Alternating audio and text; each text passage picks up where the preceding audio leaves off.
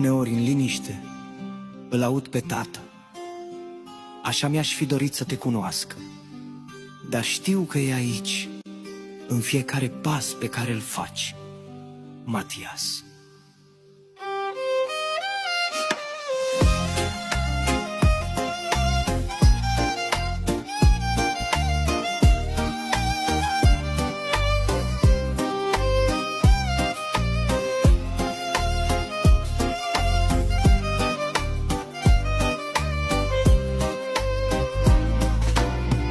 Când sufletul îmi era frânt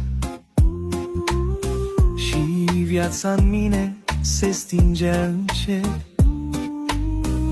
un plâns ușor de-abia șoptit mi-a arătat al vieții secret. Te-am strâns la piept cu sufletul ars, de când al meu tată în ceruri s-a dus. Tu ești alinarea, o lumină vie, un dar ceresc, cel mai frumos răspuns.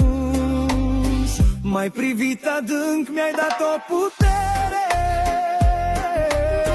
tu ești tot ce-mi trebuia pe pământ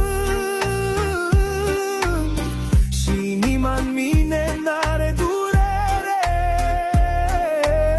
Ești miracolul sufletului meu, când spui tati și-ți aud al tău glas,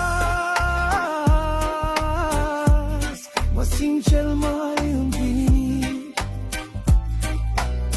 De atunci fiecare zi e o minune, tu ești răspunsul la orice rugăciune. Când alergi la mine cu brațele mici, înțeleg că raiul e chiar aici. M-ai privit adânc, mi-ai dat o putere, tu ești tot ce-mi trebuia pe pământ și inima în mine n-are durere.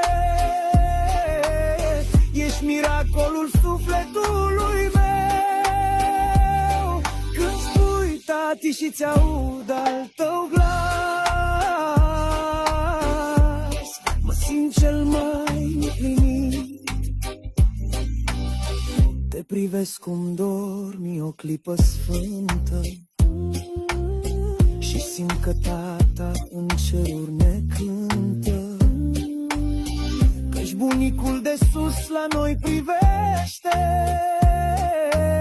și-n sufletul-n pacea mare crește.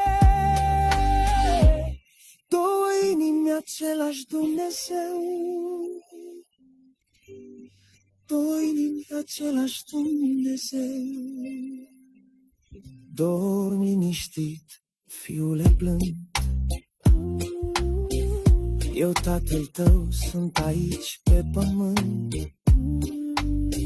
Doi tați te privesc de jos și de sus, prin tine iertarea la suflet ne-a trus. Matias, minunea sufletului meu.